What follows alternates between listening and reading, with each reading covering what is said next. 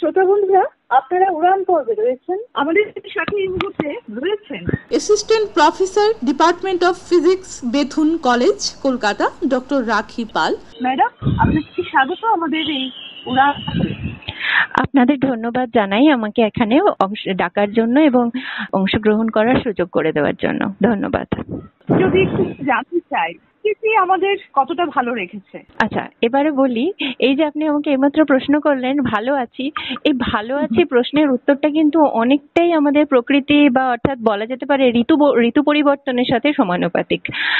যেমন ধরুন, হ্যাঁ, যদি খুব গরমে জিজ্ঞাসা করেন, গরমে ভালো আছিটা একরকম, গরম মানিয়ে নিয়ে ভালো আছি। আবার এখন যেমন বেশ বর্ষাকাল, বর্ষার মধ্যে ভালো থাকা আরেক রকম। আবার শীতকালে লেপ কম্বল মুড়ি দিয়ে ভালো থাকা, সেটা কিন্তু আরেক রকমের। তো প্রত্যেকটা সিজনে মানুষের মন বলুন, মনের চিন্তা ভাবনা, আপনার প্রচন্ড গরমকালে যে ধরনের মনে চিন্তা ভাবনা আসবে, শীতকালে কিন্তু সেই ধরনের চিন্তা ভাবনা আসবে না। আবার যখন ধরুন বসন্তকাল যখন শুরু হচ্ছে, তখন মন আপনা আপনিই রোমান্টিক হয়ে যাবে। কাজে আমাদের ভালো থাকা না থাকা অনেকটাই কিন্তু প্রকৃতির উপরে ডিপেন্ড করে। একদম আমাদের চারপাশে। তাই প্রশ্নটা এটাই ছিল যে প্রকৃতি আমাদের কতটা ভালো রেখেছে। এবার একটু উল্টো প্রশ্নটা করছি যে আমরা প্রকৃতিকে কতটা ভালো রাখতে পারছি। প্রকৃতিকে আমরা, দেখুন, আমরা স্যার আইজ্যাক নিউটনের নাম সবাই শুনেছি। আইজ্যাক নিউটনের আমরা যদি জিজ্ঞাসা করি কেউ যে নিউটনের সূত্র সম্বন্ধে কে কি বলতে পারেন, আমি যতজন মানুষের সাথে কথা বলেছি, যে শুধু এই বিজ্ঞান মহলের লোকজন না, খুব সাধারণ যারা বিজ্ঞান নিয়ে পড়াশোনা হয়তো করেননি, এমনি সাধারণ মানুষ, তারা সবাই কিন্তু নিউটনের সূত্র বলতে নিউটনের তৃতীয় সূত্রটাই জানেন, যে ক্রিয়া এবং প্রতিক্রিয়া পরস্পরের সমান ও বিপরীত। তাই আমরা প্রকৃতিকে যতটা ভালো রাখতে পারবো, প্রকৃতিও কিন্তু আমাদের ততটাই ভালো রাখবে। আমরা প্রকৃতির ওপরে যদি খেলা করি, প্রকৃতি তো তার প্রতিশোধ নেবেই। রিভেঞ্জ সেটা তো নেবেই। একদম একদম। আর এখন বর্তমান সময়ে আপনার কি কোথাও মনে হচ্ছে যে প্রকৃতিও ঠিক তার রৌদ্র রূপটা আমাদের দেখাচ্ছে? প্রকৃতির রৌদ্র রূপ দেখাচ্ছে সেটা তো বলবোই। তার কারণ আমি ক্লাইমেট চেঞ্জ অর্থাৎ জলবায়ুর পরিবর্তনের সম্পর্কে বলতে পারি যে আমাদের জলবায়ু অর্থাৎ আমাদের গত 30 বছরে বা তার থেকেও বেশি সময় ধরে বিভিন্ন রকমের আমাদের প্যারামিটার, ধরুন উষ্ণতা, তারপর বায়ু প্রবাহ, এই সমস্ত বিভিন্ন দিক বিশ্লেষণ করলে আমরা দেখতে পাই যে গত 30 বছর বা গত 50 বছর বা ধরুন গত 100 বছরে, এক শতাব্দীতে প্রচুর পরিবর্তন হয়েছে। এবার এই সমস্ত পরিবর্তন, আমাদের যে কোনো পরিবর্তনেই খাপ খাইয়ে নিতে বা মানিয়ে নিতে সময় লাগে। যে কোনো একটা পরিবেশ থেকে আরেকটা পরিবেশে আমাদের খাপ খাইয়ে নিতে সময় লাগে। এবার সেক্ষেত্রে আমরা প্রকৃতিকে গত 50 বছরে যেই রকম পরিবর্তন করেছি, প্রকৃতির কি সেটাকে তার প্রকৃতির আমাদের ইতিহাস হচ্ছে গত কয়েক মিলিয়ন বছরের পুরনো। তো সেই এত বছরের মধ্যে গত মাত্র 50 বছরে এত কিছু চেঞ্জ করেছি, সেটা কি প্রকৃতির পক্ষে মানিয়ে নেওয়া সম্ভব? এই প্রশ্নটা আমার মনে জন্য আমরাও হয়তোবা সচেতন। একদম। কেননা এই মুহূর্তে যে প্রশ্নটার কাছে ফিরে আসা, যখন গরম হয়, প্রচন্ড গরম এতটাই তীব্রতর হচ্ছে যে মানুষ তার সহ্য ক্ষমতা হারাচ্ছে। যখন বর্ষা হচ্ছে, বন্যা হয়ে মানুষের ক্ষয়ক্ষতি হচ্ছে। আর যখন শীতকাল, যেটা হয়তো সাধারণ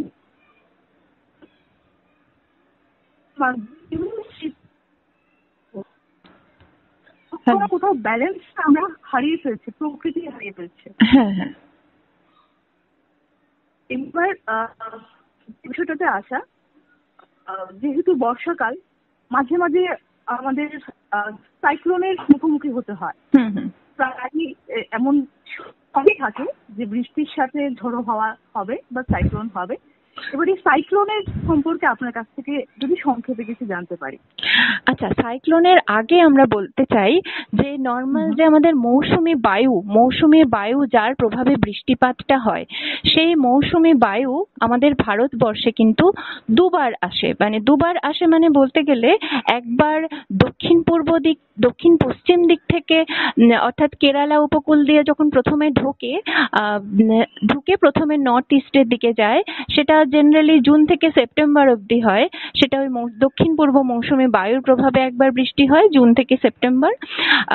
আমাদের ইন্ডিয়াতে বা অর্থাৎ ভারতবর্ষে প্রথম মৌসুমী বায়ুর যে শুভ সূচনা, সেটা ধরা হয় যে কেরালা উপকূলে যখন প্রথম দক্ষিণ পশ্চিম মৌসুমী বায়ু এসে পড়ে, সেদিন থেকেই আমাদের আনুষ্ঠানিক বর্ষার সূচনা ধরা হয়। যেমন এটা সাধারণত একটা অ্যাভারেজ ধরা হয়ে থাকে যে 1 জুন প্রত্যেক বছরে এই বর্ষার শুভ সূচনাটা হচ্ছে, কিন্তু প্রত্যেক বছরে তো আর প্রকৃতি 1 জুনেই ধরে বৃষ্টি দেবে না। এটা কোনো বছর কম, কোনো বছর কদিন আগে অর্থাৎ 28-29 মের মধ্যে হতে পারে, বা অর্থাৎ তাড়াতাড়ি আসছে, বা দেরি করে আসা মানে 8 to 9 জুনের মধ্যেও আসতে পারে। কিন্তু গত 20 বছরের আমরা যে ট্রেন্ড দেখছি, সেই গত 20 বছরের ট্রেন্ড অনুযায়ী আমরা দেখছি যে এই বছর 2025 সালে সবচেয়ে তাড়াতাড়ি বৃষ্টি এসেছে 24শে মে আমাদের মৌসুমী বায়ু এসেছে। আর তার আগে সবচেয়ে তাড়াতাড়ি এসেছিল 23শে মে, যেটা কিনা এসেছিল 2009 সালে। কাজেই এত বছর, গত 15-16 বছর বাদে কিন্তু এত তাড়াতাড়ি আমাদের বৃষ্টিটা এসেছে। যদিও এই বৃষ্টির এফেক্ট পূর্ব বা দক্ষিণ ভারতে অনেকটা বেশি দেখা গেলেও ত্রিপুরাতে খুব বেশি বৃষ্টি এবছর হয়েছে বলবো না। ত্রিপুরাতে গত বছর যে বন্যা আমরা দেখেছি, যে ভয়ঙ্কর বন্যা আমরা দেখেছি, সেটা তো বলার নয়।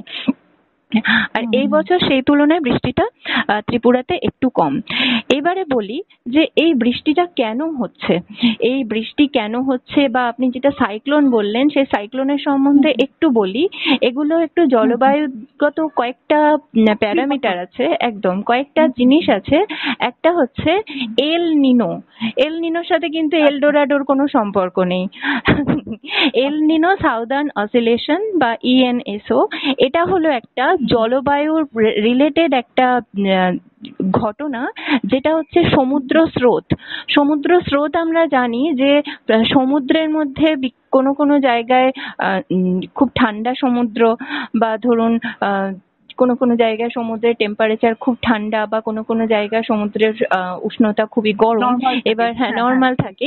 এবার এই পৃথিবীর আমাদের যে বার্ষিক গতির সাথে সাথে বিভিন্ন জায়গায় কিন্তু সমুদ্রের স্রোত বিভিন্ন দিকে হয়, যে কারণে কোনো একটা জায়গা ন্যাচারালি সেই জায়গায় সমুদ্র ঠান্ডা থাকা সত্ত্বেও গরম জায়গা থেকে সমুদ্র স্রোত ওখানে গিয়ে পৌঁছায়, অর্থাৎ সেই জায়গায় সমুদ্রটা গরম হয়ে যায়। মানে এইরকম একে বলা হয় সমুদ্র স্রোত। সমুদ্রের মধ্যে বিভিন্ন রকম স্রোতের সৃষ্টি হয়। এবার এই যে সমুদ্র স্রোতের বিভিন্ন রকম ভেরিয়েশন হয়, যেটাকেই কিনা বলা হয় এল নিনো সাউদার্ন অসিলেশন। এটা কয়েক বছর ধরে চলতে পারে। এর মধ্যে এল নিনো পর্যায় একটা থাকে, যেই সময়ে সমুদ্রটা বেশি উষ্ণ হয়ে যায়, অর্থাৎ কিনা উষ্ণ সমুদ্র স্রোত। আর একটা পর্যায় থাকে লা নিনা, যেই সময় সমুদ্র একটু শীতল হয়ে যায়। আর এদের মাঝামাঝি একটা পর্যায় থাকে, যে সময়টা নিউট্রাল, বা সেই সময়টা নাতিশীতোষ্ণ পর্যায়। এই বছরটা সমুদ্র কিন্তু নাতিশীতোষ্ণ পর্যায়ে আছে, আমাদের ইন্ডিয়ান ওশান বা বে অফ বেঙ্গল দেখতে গেলে নাতিশীতোষ্ণ পর্যায়ে আছে। এই যে এল নিনো যে সময় চলে, অর্থাৎ কিনা সমুদ্র যে সময় একটু উষ্ণ থাকে সমুদ্র স্রোত, সেই সময়ে সাইক্লোন ফরমেশনটা আমাদের বেশি দেখা যায়। তার কারণ যে সি সারফেস টেম্পারেচার, অর্থাৎ যে সমুদ্রের উপরিতলের যে উষ্ণতা, সমুদ্রের উপরিতলের উষ্ণতা যত বেশি হবে তত কিন্তু এই উষ্ণতা যত বেশি হবে তত কিন্তু এই যে সাইক্লোন বলুন, উষ্ণতা যত বাড়বে তত সমুদ্র উপরিতলের চাপের একটা পরিবর্তন দেখা যায়, অর্থাৎ সমুদ্রের উপরিতলে চাপটা সে সময় একটু কমে যাবে। সেই সময়ে কিন্তু এই যে সাইক্লোন বলুন বা বিভিন্ন রকমের আমরা যে নিম্নচাপ দেখতে পাই, এই সময়টা কিন্তু একটু বেশি দেখা যেতে পারে উষ্ণ সমুদ্র স্রোত। এই বছর যেহেতু নিউট্রাল আছে সেহেতু আমাদের বৃষ্টি একটু বেশি দেখা যাবে, সাইক্লোন অতটাও বেশি দেখা যাবে না, কিন্তু সাইক্লোন একটু বেশি দেখা যেতে পারে। এছাড়াও আছে Indian ocean dipole. Indian ocean অর্থাৎ আমাদের যে ভারত মহাসাগর, সেই ভারত মহাসাগরের উষ্ণতা কখনো বেশি হয় কখনো কম হয়, এখানে এটাকে ইন্ডিয়ান ওশেন ডাইপোল বলা হয়। এই ডাইপোলের জন্য কখনো উষ্ণতা বাড়বে কখনো উষ্ণতা কমবে। এবার এই সব কারণের জন্য আর মেনলি দেখা গেছে যে আমাদের ইন্ডিয়াকে ঘিরে তো ইন্ডিয়া দিকে 3টে সমুদ্রই আছে, যদিও ত্রিপুরাতে সেরকম সমুদ্রের বাউন্ডারি নেই, কিন্তু আমাদের ইন্ডিয়ার যদি আমরা পর্যালোচনা করি তাহলে দেখবো আরব সাগর, বঙ্গোপসাগর এবং ভারত মহাসাগরের কাছাকাছি রাজ্যগুলির মধ্যে আরব সাগরে কিন্তু বেশি সাইক্লোনের ফরমেশন হয়, বেশি সাইক্লোন আমরা দেখতে পাই। উষ্ণতার জন্য এটা হচ্ছে একদম। এবার যেটা বলছিলেন আপনি যে 24শে মে আমাদের এই বছর আমাদের মৌসুমী বায়ু আমাদের ভারতবর্ষে এসেছে। এখনো তো অনেকটা সময় রয়েছে, যে এখন যে দিকে এগোচ্ছে প্রকৃতি বা এখন আবহাওয়া রয়েছে, এখন অনেকটা সময় রয়েছে, যেটা আপনি বলছিলেন যে এই বছর হয়তো বা ততটাও সাইক্লোন হবে না, কিন্তু আমি যদি আপনার কাছে জানতে চাই এমন কি কোনো সংকেত রয়েছে বা চেঞ্জ হতেও পারে, হয়েও যেতে পারে, যেহেতু আরো অনেকটা সময় কিন্তু বাকি রয়েছে। একদম। এই বছর দেখা যাচ্ছে ত্রিপুরায় খুব বেশি বৃষ্টি না হলেও পশ্চিমবঙ্গে বা কলকাতায় বৃষ্টিটা কিন্তু একটু বেশি হচ্ছে। তার কারণ একদম কিছু লোকাল বা একই জায়গায় কিছু নিম্নচাপ ঘনীভূত হচ্ছে। এবার এই নিম্নচাপগুলো ঘনীভূত হওয়ার জন্য যে জায়গায় নিম্নচাপ ঘনীভূত হচ্ছে সেই জায়গায় বৃষ্টিটা বেশি হয়ে যাচ্ছে, যেই কারণে মেঘ যে এক জায়গা থেকে অন্য জায়গায় প্রবাহিত হয়ে তারপর যে অন্য জায়গায় বৃষ্টিপাত ঘটাবে, তার আগেই যদি সেই মেঘ থেকে বর্ষণ হয়ে যায়, সেই জায়গায় কলকাতায় যেহেতু বৃষ্টিটা হয়ে যাচ্ছে, ওই দিক দিয়ে কিন্তু ত্রিপুরায় ধরুন কিছুটা বাংলাদেশের উপর দিয়েও ত্রিপুরায় বঙ্গোপসাগর থেকে যে জলীয় বাষ্পপূর্ণ যে বাতাস, সেটা যেতে গেলে বাংলাদেশের উপর দিয়ে যেতে হবে বা কলকাতার উপর দিয়ে ওদিক দিয়ে যেতে হবে। তো যাওয়ার আগেই বেশ কিছুটা অংশে বৃষ্টিপাত হয়ে যাচ্ছে, যেই কারণে ত্রিপুরাতে হয়তো অতটাও বৃষ্টিপাত হচ্ছে না। আপনি কি যেন প্রশ্নটা করলেন? অবশ্যই হতে পারে, কারণ এখনো সেপ্টেম্বর অবধি আমি প্রথমেই বললাম যে মৌসুমী বায়ুর যে উত্তর দিকে প্রবাহের দিক সেটা হচ্ছে সেপ্টেম্বর অবধি, জুন থেকে সেপ্টেম্বর অবধি, এবং মৌসুমী বায়ু যখন প্রত্যাবর্তন করে সেটা অক্টোবর নভেম্বর দিকে। তো এই দুটো সময়ের মধ্যে এখনো আমাদের সময় আছে, তবে অবশ্যই আমরা ভগবানের কাছে চাইবো না যাতে গত বছরের মতো এরকম বন্যা হয়। একদমই না, কারণ সেটাই বলছিলাম, আমরা যখনই বলি যে প্রচন্ড গরম হচ্ছে একটু বৃষ্টি হোক, তখন বৃষ্টি এসে পুরো ভাসিয়ে নিয়ে যাচ্ছে। আবার যখন চাইছি এবার বৃষ্টি একটু বন্ধ হোক, রৌদ্র উঠুক, ঝলমলে রোদ হোক, তখন দেখছি এতটা গরম হচ্ছে যে মানুষ হাঁসফাঁস করছে, সহ্য করতে পারছে না। এবার রইল বাকি শীতকালে হয়তো খুব অল্প সময়ের জন্য শীতটা থাকে, কিন্তু সেটাও এত তীব্রতর হয়ে যায় মাঝে মাঝে যে মানুষ সেটা সহ্য করতে পারছে না। জলবায়ুর একটা বিরাট পরিবর্তন হচ্ছে। এই পরিবর্তনের জন্য কি আমরাও কোথাও না কোথাও দায়ী রয়েছে? আপনার কি মনে হয়? নিশ্চয়ই, এগুলোর জন্য আমরা নিজেরাও অনেকটা দায়ী। এবার ধরুন আপনি যেটা বললেন যে প্রচন্ড যখন গরম চলছে, আগে গত বছর 2023 সাল এবং 24 সালে যখন প্রচন্ড গরম পড়েছিল, তখন সমস্ত মানুষ কি করলো, তাদের নিজেদের জমানো টাকা সমস্ত খরচা করে সবাই কি কিনেছিল? এসির দোকানে। সেই সময় আমরা 2023 সালে দেখেছি এসির দোকানে এত লাইন পড়েছে যে মানে এসির বিক্রি প্রচন্ড বেড়ে গিয়েছিল। ঠিক একটা যে শব্দ আছে হিট ওয়েভ, একদম এই শব্দটার সাথে মানুষ পরিচিত হয়েছে 2023-এ। এতটা গরম ছিল সেই সময়। এই যে এক্সট্রিম ওয়েদার কন্ডিশন গুলো, মানে অর্থাৎ জলবায়ুর যে এরকম এক্সট্রিম পরিবর্তন, এগুলো কিন্তু আমাদের মানুষের জন্য, মানুষের হাতেই অনেকটা রয়েছে, এবং মানুষ কিন্তু এগুলো মানিয়ে নেওয়ার জন্য অনেক কিছু করতে পারি আমরা। যেমন ধরুন, প্রকৃতিকে আমরা তার মতো করে কিছুটা ছেড়ে দিতে পারি। প্রকৃতির যে আমরা এত পরিবর্তন করছি, এটুকু আমরা না করলেও পারি। যেমন ধরুন, আমরা প্রচুর গাছ কেটে ফেলছি। গাছ আমাদের কি করে? গাছ আমাদের প্রকৃতির সাথে মানিয়ে নিতে সাহায্য করে। গাছের মূল বা শেকড় সেটা কি করে? গাছকে মাটিকে আটকে রাখে। একদম, পুরো পরিবেশ থেকে গাছ ব্যালেন্স করে রাখছে। একদম, মাটিকে ধরে রাখছে, অর্থাৎ ভূমিক্ষয় প্রতিরোধ করছে। তারপর গাছের পাতা থেকে কি হচ্ছে? সালোক সংশ্লেষ হচ্ছে, অক্সিজেন তৈরি করছে। অক্সিজেন ছাড়া আমরা বাঁচতে পারবো না। আর গাছের যে পত্ররন্ধ্র থেকে বাষ্পমোচন হচ্ছে, এই বাষ্পমোচনে কিন্তু আমাদের প্রকৃতি ঠান্ডা হচ্ছে। কাজে গাছ অনেক রকম ভাবে পরিবেশ সংরক্ষণে সাহায্য করে।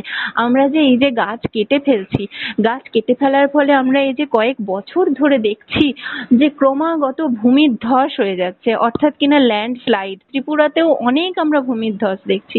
এইগুলো কিন্তু গাছ কাটার জন্যই মেনলি হচ্ছে। আর আর এগুলো আমরা মানিয়ে নেওয়ার জন্য সবচেয়ে বেশি আমাদের ন্যাচারাল থাকতে হবে, নেচারের সাথে মানিয়ে নিতে হবে। যেমন ধরুন, আমাদের কার্বন এমিশন কমিয়ে সোলার এনার্জি বেশি ইউজ করতে হবে। অনেক কিছু আমাদের করার আছে। তাছাড়াও আমরা যে করতে পারি সেটা হচ্ছে এই যে আমরা বললাম যে মাঝে মাঝে প্রচুর বৃষ্টি হচ্ছে, সেই বৃষ্টির সময়ে আমরা কিন্তু বৃষ্টির জলটাকে ধরে রাখার কোনো চেষ্টাই করছি না। একদম, সেই সময় আমরা তেমন কোনো চেষ্টা। রেইন হারভেস্টিং এই মুহূর্তে প্রত্যেকটি জায়গায় সাজেস্ট করা হচ্ছে। প্রত্যেকটি আবহাওয়াবিদরা বা যারা এই বিষয় নিয়ে কাজ করেন, তাদের একটা প্রথম সাজেশন থাকে যে রেইন হারভেস্টিং এর দিকে আস্তে আস্তে মানুষকে এই শব্দটার সাথে, এই বিষয়টার সাথে পরিচিত হতে হবে। রেন ওয়াটার হারভেস্টিং হচ্ছে না যে সেটা বলবো না, তার কারণ ত্রিপুরা সরকারই অনেক নানা রকম প্রকল্প নিয়েছেন, বা আমাদের সেন্ট্রাল গভর্নমেন্ট অনেকগুলো প্রকল্প নিয়েছেন, যেগুলোতে কি হচ্ছে যে আগরতলা, ধর্মনগর, উদয়পুর এই সমস্ত জায়গায় রুফটপ রেন ওয়াটার হারভেস্টিং হচ্ছে। অর্থাৎ কিনা বাড়ির ছাদে বিভিন্ন রকম বাড়ি, স্কুল বিল্ডিং, গভর্নমেন্ট বিল্ডিং এর বাড়ির ছাদে জল জমিয়ে মানে বৃষ্টির জলটা সেখান থেকে তার নিচে কোনো একটা গর্ত বা পিট করে সেখান দিয়ে জল জমানো হচ্ছে। তারপরে ত্রিপুরায় বিভিন্ন রকম ট্রাইবাল এবং যে ছোট চাষিরা আছেন, তারা ছোট ছোট পন্ড বানাচ্ছেন, পুকুর বানাচ্ছেন, পুকুর বানিয়ে বর্ষাকালে জল করছেন। তারপরে ঢালাই, খোয়াই, গোমতী নদী, এই নদীর ওপরে এই নদীর থেকে ছোট ছোট স্লোপ বানিয়ে, বা এই নদীর ধারে ধারে অনেকগুলো আমাদের সরকারি প্রকল্প নেওয়া হয়েছে, এই নদীর ধারে বাঁধ বানিয়ে বা কোনোভাবে যে সমস্ত জায়গায় artificial ground water recharge potential zone বলে একটা ব্যাপার আছে, মানে মাটির মধ্যে কোন কোন জায়গায় জল জমানো যেতে পারে, কোন কোন জায়গা থেকে জল মাটির নিচে প্রবেশ করতে পারে, প্রবেশ্য যেটা শিলাস্তর থাকে, সেই সমস্ত জায়গাগুলো আমাদের চিহ্নিত করে সেখানে নানা রকমের কাজ চলছে। ঠিক। এবার আপনি যে বিষয়গুলো নিয়ে বললেন সেটা তো হচ্ছে গভর্নমেন্টের তরফে যে পদক্ষেপগুলি নেওয়া হয়েছে। এবার আমরা যারা সাধারণ মানুষ রয়েছে, আমাদের জন্য যদি কোনো টিপস থাকে, আমরাও কিভাবে আমাদের ঘরে বা আমাদের বাড়িতে এই রেইন ওয়াটার হারভেস্টিং যে ব্যাপারটা, এটা আমরা করতে পারবো, আপনি যদি সেই বিষয়ে কিছু তথ্য দেন। একদম, এই পাহাড়ি ভিলেজ, যেমন ঢালাইয়ের যে পাহাড়ি ভিলেজ গ্রামগুলো আছে, এই গ্রামগুলোয় জল সংরক্ষণ করে, আর বাঁশের যে চ্যানেল আছে, ব্যাম্বু চ্যানেল সিস্টেম, এই বাঁশের চ্যানেল দিয়ে জল স্টোর করে আর বিভিন্ন জায়গায় সেই জলকে পাঠিয়ে অলরেডি কিন্তু রেন ওয়াটার হারভেস্টিং এর কাজ শুরু হয়েছে। তাছাড়া আগরতলা স্মার্ট সিটি প্রজেক্ট যেটা, সেখানে শহরের মধ্যে রেন ওয়াটার হারভেস্টিং, নানা রকম ড্রেনেজ রিফরমেশন, মানে ড্রেনকে ঠিকঠাক ভাবে তৈরি করা এবং গ্রিন কাভার এনহ্যান্সমেন্টের কাজ চলছে। তারপর মোহনপুর, বিশালগড় ব্লক, এই সমস্ত জায়গাতে দেখা গেছে যে এখানে ইন্টিগ্রেটেড ওয়াটার শেড ম্যানেজমেন্ট, অর্থাৎ এখানে জল সংরক্ষণের জন্য এই যে flood control and rain capture, এখানে জল সংরক্ষণের জন্য কিন্তু এই জায়গাগুলিকে সিলেক্ট করা হয়েছে। এখানে নানা রকম প্রকল্প গ্রহণ করা হচ্ছে যাতে এখানে বিভিন্ন রকমের কাজ করা যেতে পারে। আর আমরাও যেটা করতে পারি সেটা হচ্ছে বৃষ্টির সময় যে ছাদের জলটা প্রত্যেকের বাড়িতে যদি একটা ছোট, যার বাড়িতে একটু জায়গা আছে সেই বাড়িতে যদি একটা চৌবাচ্চা বানানো যেতে পারে, যে চৌবাচ্চার নিচটায় ধরুন মাটি থাকলো, সেই মাটি দিয়ে জলটা নিচে মাটির তলায় আস্তে আস্তে চুইয়ে চুইয়ে চলে যেতে পারে। বৃষ্টির জলটা বলছি তার কারণ যে জল সংরক্ষণ যেটা হয়, জল সংরক্ষণের সঙ্গে কিন্তু আমাদের এই যে টয়লেটের যে চ্যানেলটা, যে সিওয়েজ চ্যানেল, ওই জল কিন্তু সংরক্ষণের জন্য ইউজ করলে একদমই ভালো হবে না, কারণ ওখানে ফিকাল কলিফর্ম ব্যাকটেরিয়া অনেক কিছু থাকে, যেই জল কিন্তু মাটির নিচে মিশে গেলে কিন্তু ক্ষতি হতে পারে। যে বৃষ্টির জল কিন্তু একদম পরিশ্রুত জল, সেই জলকে যদি আমরা একটা চৌবাচ্চার মাধ্যমে ধরে মাটির তলায় পাঠানোর ব্যবস্থা করতে পারি, আর সেটা যদি নাও হয়, কারোর যদি বাড়িতে সেরকম যদি মাটির নিচে পাঠানোর ব্যবস্থা না থাকে, অনেক কেরালার অনেক জায়গাতে এরকম আছে দক্ষিণ ভারতে, যে বড় চৌবাচ্চা করে তার মধ্যে বৃষ্টির জলটা জমানো হচ্ছে। এবার বাড়ির যে কাজগুলো, খাওয়ার কাজ ছাড়া ধরুন কাপড় কাচা, বাসন মাজা, এই সমস্ত কাজে কিন্তু সেই যে চৌবাচ্চার জলটা ধরা হচ্ছে, চৌবাচ্চার জলটা কিন্তু অনেকক্ষণ বাদে থিতিয়ে পড়ছে, মানে নোংরাটা থিতিয়ে পড়ছে, তারপর উপরের যে জল সেটা কিন্তু অনেক ক্লিন জল। ওই জলটা যদি আমরা ইউজ করি মানে বাড়ির কাজে, তাহলে কিন্তু আমাদের জল খরচা অনেকটা কমবে এবং ওই জল দিয়ে কিন্তু আমাদের প্রকৃতির যে জলের যে আমাদের গ্রাউন্ড ওয়াটার, মাটি থেকে তোলা জল যে ব্যবহার করার অনেকটাই কমবে। একদম।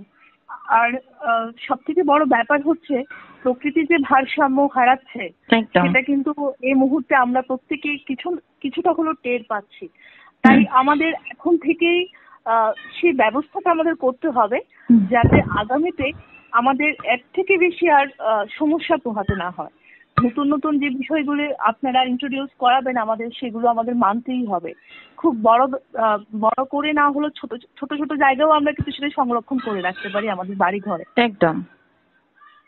এবার আপনার কাছে আরেকটা বিষয় জানতে চাইবো, সেটা হচ্ছে যদিও আপনি আপনার কথার মাধ্যমে একবার বলেছেন যে কেন হচ্ছে সেটা, বা প্রচন্ড পরিমাণে কোথাও একটু বৃষ্টি হচ্ছে মানে ভূমিধস, এবং আমাদের এখানে কিন্তু আমাদের এই রাজ্যের নিরিখে কিন্তু এটা সব থেকে আমার কৌতূহল যে এটা আমি জানি কারণটা, যে এখানে আমাদের একটা জায়গা আছে, সেটা আপনি নিশ্চয়ই জানেন, যে যেখানে ভূমিধসের কারণে আমাদের হাইওয়ে, যেটা ন্যাশনাল হাইওয়ে, বন্ধ হয়ে যাচ্ছে। এবং শুধু তাই নয়, প্রচুর ক্ষয়ক্ষতি হচ্ছে আমাদের রাজ্যকে বাদ দিলেও বিভিন্ন পাহাড়ি জায়গায় প্রচন্ড পরিমাণে, এবং সেটা ভূমিধসটা এই সময়টাতেই হয়ে থাকে। আর এছাড়া একটা যেটা হচ্ছে সেটা হচ্ছে বন্যা। আগে একটা সময় আমরা শুনতাম যে বন্যা হয়েছে এত বছর, তখন অনেক আগে এই হয়েছিল ঘটনা, আর এখন তো এমন মনে হচ্ছে 2-3 দিন বৃষ্টি হলেই ভয়, এইবার না কি হয়ে যায়, মানে আমার রাজ্যে হচ্ছে না তো পার্শ্ববর্তী রাজ্যে হচ্ছে, না হলে অন্য রাজ্যে হচ্ছে। এটা মানে এই পরিমাণে কেন হচ্ছে ক্ষয়ক্ষতিটা, এটা একটু ডিটেলস আপনার থেকে জানার চেষ্টা করছি। একদম, হ্যাঁ। এইমাত্র আপনি যে ভূমিক্ষয়ের কথা বললেন, NH 44, NH 208, এই সমস্ত রাস্তাগুলো ভূমিধসের জন্য কিন্তু বেশ কিছুটা ক্ষতিগ্রস্ত হয়েছিল। এবার এর কারণগুলো কয়েকটা আমরা যদি জানতে চাই, মেইনলি কারণ হচ্ছে যদি প্রচন্ড বৃষ্টিপাত হয়, ত্রিপুরার মাটি কিন্তু খুব বেশি, মানে মাটির যে টাইপ হয়, বিভিন্ন রকম টাইপের মাটি, কিছু মাটি হয় যে ত্রিপুরার মাটি কিন্তু একটু আলগা ধরনের মাটি, যেহেতু ত্রিপুরা একটু কিছুটা হলেও পাহাড়ি অঞ্চল, তো সেই জন্য কিছুটা আলগা ধরনের মাটি, আর সেজন্য মাটির স্টেবিলিটি সেটা কিন্তু বর্ষাকালে একটু কমে যেতে পারে। তাছাড়াও বিভিন্ন রকম আর্থকোয়েক আছে, যেটা একদম মাটির ধারণ ক্ষমতাটা একেবারেই এখানে অনেকটাই কম বলতে গেলে, অনেকটাই কম। হ্যাঁ, খুব ঘন ঘন এখানে ভূমিধস হয়ে যাচ্ছে। একদম। তাছাড়া হচ্ছে ডিফরেস্টেশন, অর্থাৎ গাছ কাটা। গাছের শিকড় কিন্তু মাটিকে আটকে রাখতে প্রচুর হেল্প করে। এই যে আমরা গাছ আমরা কেটে ফেলছি, গাছ কেটে মেনলি অনেক জায়গায় হচ্ছে যেটা ঝুম চাষ বলা হয়, ঝুম চাষ কিন্তু অরণ্যের প্রচুর ক্ষতি সাধন করে। এক জায়গার বন জঙ্গল পুরো কেটে সেখানে চাষ করা হলো, আবার কিছুদিন পর অন্য জায়গার জঙ্গল কেটে আবার চাষ করা হচ্ছে। এতে কিন্তু জঙ্গলের প্রচুর ক্ষতি হচ্ছে। বড় বড় যে বৃক্ষ, এগুলোই তো আমাদের মাটিকে আটকে রাখছে। তাছাড়াও নানা রকম স্লোপ কেটে কেটে বিল্ডিং বানানো হচ্ছে। আমাদের প্রকৃতির তো ন্যাচারাল একটা স্লোপের স্ট্রাকচার আছে। আমাদের তেথিস সাগর থেকে যখন হিমালয় তৈরি হয়েছিল তখন তো বিভিন্ন রকম ভাঁজে ভাঁজে তৈরি হয়েছিল। এবার সেই ভাঁজ যদি আমরা ন্যাচারাল স্লোপটাকে যদি আমরা ভেঙে দিয়ে বড় বড় বিল্ডিং তৈরি করছি, কোন রকম তার আগে থেকে নানা রকম পরিমাপ কোনো কিছু না করেই বিভিন্ন রকমের আমরা বড় বড় বিল্ডিং তৈরি করছি। আর একটা কাজ যেটা হচ্ছে যে ভলক্যানিক অ্যাক্টিভিটি, অর্থাৎ আগ্নেয়গিরিটা এক্ষেত্রে খুব একটা খাটবে না। তো এই মেন এই কটা কারণেই হতে পারে। এবার এটা আমাদের আশেপাশে তো এটা আমাদের খুব একটা বেশি আগ্নেয়গিরি নেই, এই কারণটা হতে পারে না। কিন্তু এটা আমরা কন্ট্রোল করতে পারি মেনলি, যে ধরুন যে গাছ লাগানো তো প্রথম কথা। আর দ্বিতীয়ত, আমাদের যখন প্রচন্ড বন্যা হয়, প্রচন্ড বন্যার যে জলটা সেটা যদি আমরা কোনোভাবে ড্রেনেজ সিস্টেম দিয়ে রিমুভ করতে পারি তাহলে কিন্তু মাটিটা অতটাও ক্ষতি হতে পারে না। আর তাছাড়া মাটির যে আরেকটা যেটা আমি একটু আগে বললাম, যে স্লোপ কেটে কেটে যে রাস্তা বানানো হচ্ছে, সেখানে যদি স্লোপটা মেনটেন করার জন্য একটা দেওয়াল বানিয়ে দেওয়া হয়, যাতে স্লোপটা ঠিক মেনটেন হয়, ঠিকঠাক ভাবে যদি আমরা রাস্তাটা বানাই, তারপরে যেখানে আনস্টেবল স্লোপ একদম অনেকটা রোধ করা যাবে। আর তাছাড়াও আছে আমাদের বিভিন্ন রকম স্যাটেলাইট মনিটরিং আছে, সেন্সর আছে আমাদের আর্টিফিশিয়াল ইন্টেলিজেন্স ইউজ করে। সেগুলো দিয়ে কিন্তু ভূমিধ্বসের আর্লি ওয়ার্নিং পাওয়া যেতে পারে। মানে 1-2 দিন আগে থেকে আমরা জানতে পারি, যে ক্ষেত্রে যাতে কিনা মানুষদেরকে সরিয়ে নেওয়া যেতে পারে, যাতে একটু ক্ষয়ক্ষতির পরিমাণটা কিছুটা হলেও কমে, অর্থাৎ মানুষের কিছুটা হলেও প্রাণ বাঁচে। এই মুহূর্তে আপনার কাছে, যেহেতু আপনি এই বিষয়গুলো বললেন, এবং পাহাড়ি রাজ্য বা পাহাড়ি এলাকার ক্ষেত্রে কিন্তু এই বিষয়গুলো অবশ্যই মাথায় রাখা উচিত। আমরা অনেকক্ষণ ধরেই আলাপচারিতা করছি আপনার সঙ্গে। এই প্রশ্নটা না জানলে এই আলাপচারিতাটা অসম্পূর্ণ থাকবে। তা হচ্ছে, যেহেতু একটু টেকনোলজি অ্যাডভান্স রিসার্চ এখন প্রতিনিয়ত হয়েই চলছে, সবশেষে যেটা জানতে চাইবো, নতুনত্ব কি রয়েছে এই মুহূর্তে, বা আমরা সেটাকে কি কোনোভাবে তার টেকনিক দিয়ে বা কোনোভাবে তার বুদ্ধিমত্তাকে কাজে লাগিয়ে এটাকে আবার রিকভারি করানো সম্ভব, এবং কিছু রিসার্চ হচ্ছে বা এমন কোনো নতুন আপডেট আপনার কাছে আসছে? নিশ্চয়ই। এখন তো ক্লাইমেট চেঞ্জ হচ্ছে রিসার্চের হট টপিক যাকে বলে। এবার এই ক্লাইমেট এবার এখন সমস্ত কিছুতেই কৃত্রিম বুদ্ধিমত্তার প্রয়োগ হচ্ছে। এবার এই কৃত্রিম বুদ্ধিমত্তার সাহায্যে আমরা কিন্তু ক্লাইমেট প্রোটেক্ট করতে পারি, আমাদের নেচারকে প্রোটেক্ট করতে পারি। এবার এই কিভাবে করতে পারি সেটা হচ্ছে, প্রথমত ক্লাইমেট ফোরকাস্টিং মানে যে আমরা কি কি হতে পারে তার আগে থেকে যদি ওয়ার্নিং পেতে পারি, পূর্বাভাস পেতে পারি। কিভাবে পূর্বাভাস পেতে পারি? না, স্যাটেলাইট আছে আমাদের পৃথিবীর চারদিকে, প্রচুর কয়েক হাজার স্যাটেলাইট ঘুরে বেড়াচ্ছে। সেই স্যাটেলাইটের ডেটাগুলো অ্যানালিসিস করে, আর প্রত্যেকটা স্যাটেলাইটে অনেক সেন্সর লাগানো আছে, সেই সেন্সরের ডেটাগুলো ইউজ করে, প্রচুর ডেটাগুলো ইউজ করে কিন্তু এই যে ওয়েদার ইভেন্ট বা সাইক্লোন, বন্যা, খরা, এই সমস্তগুলো কিন্তু অনেকটা আগে থেকে কয়েকদিন, একদম 4-5 দিন, অন্তত 4-5 দিন আগে থেকে বলাই যেতে পারে। এখন যেমন দেখবেন অ্যাকিওয়েদার ওয়েবসাইটে আগামী 5 দিন কি ধরনের কতটা বৃষ্টিপাত হবে সেটা কিন্তু মোটামুটি বলা যায়। এবং গত 20 বছর আগে যেটা হতো, 20 বছর আগে অধিকাংশ সময় এগুলো মিলতো না, এখন কিন্তু সমস্তই মিলে যাচ্ছে। এখন কিন্তু আগামী 5 দিনে কিরকম ওয়েদার হবে সেটা কিন্তু অ্যাকিওয়েদারের সঙ্গে অনেকটাই মিলছে। এর ফলে যেটা হচ্ছে যে আমরা অনেকটা নিজেদেরকে প্রোটেক্ট করার সময় পাচ্ছি, যে বৃষ্টি কি হবে আমরা নিজেদেরকে সেভাবে বাঁচিয়ে নিতে পারছি। যেমন আমাদের চাষি ভাইরা এবছর বৃষ্টি কিরকম হবে, কবে বর্ষা আসবে সেটা কিন্তু তারা আগে থেকে জানতে পারছেন। জানতে পেরে তাদের কিন্তু চাষে অনেকটা সুবিধা হচ্ছে। সেই রকম ভাবে তারা কি সময়ে চাষ করবেন, কি ধরনের শস্য রোপণ করবেন, যদি বলা হয় এবছর বর্ষাটা কম হবে তিনি কি ধরনের শস্য চুজ করবেন, কিভাবে তিনি ইরিগেশন ইউজ করবেন নাকি নর্মাল বৃষ্টির জন্য ওয়েট করবেন, কোন দিনে খাবেন, কি ধরনের রোগ, সবচেয়ে বড় কথা এর উপরে কিন্তু নানা রকমের পোকামাকড়ের আবির্ভাব কিন্তু এই উষ্ণতার উপর ডিপেন্ড করে। তারা কিন্তু পোকামাকড় কি ধরনের পোকামাকড় আসতে পারে সেগুলো কিন্তু তারা এগুলো জেনেই যাচ্ছেন, যাতে তারা যাতে এটা কিন্তু তাদের চাষি ভাইদের কিন্তু এটা খুব প্রচুর সুবিধা হতে পারে। হ্যাঁ, যাতে ফসলের নষ্ট না হয় এবং তারা সঠিক সময়টাকে কাজে লাগিয়ে একদম তাদের যে যেটা বলে যে চাষের ক্ষেত্রে সেটা সম্পূর্ণ তারা উপয়োগ করতে পারে। এটাকে বলা হচ্ছে ক্লাইমেট স্মার্ট এগ্রিকালচার। আচ্ছা, ক্লাইমেট স্মার্ট এগ্রিকালচার।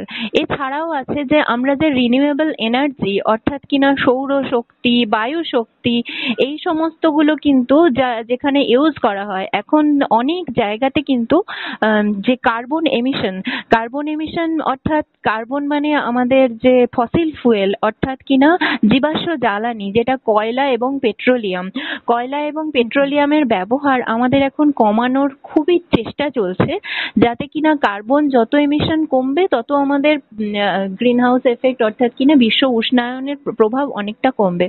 তার জন্য আমাদের যেটা করা হচ্ছে, তার জন্য আমাদের সৌরশক্তি এবং বায়ু শক্তিকে ব্যবহার করা হচ্ছে।